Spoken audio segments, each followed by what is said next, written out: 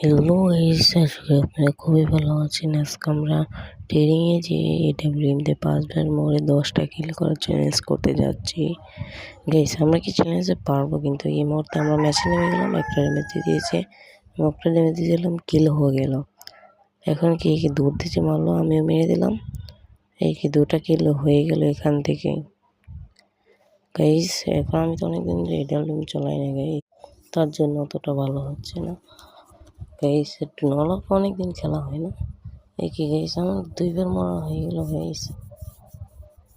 এখন দেখি ওকে মারতে পারি কিনা গাইস, এবারও কি মারতে পারবো না গাইস। ওকে একটা ড্যামেজ দিয়েছে গাইস, পিছন থেকে মেরে দিল গাইস।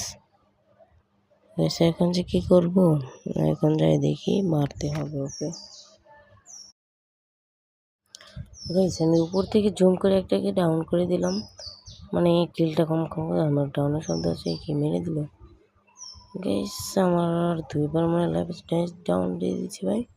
এই কি কিল চুরি করে নিল ভাই, তার জন্যই আমার খেলতে মন চায় না। কি পিছনতে মারছে গুলোতে, আর তাও মেরে দিল গাইস। এখন আমি মাত্র 3টা কিল করেছি, এবার চ্যালেঞ্জটা হচ্ছে লাস্টবার মনে হচ্ছে।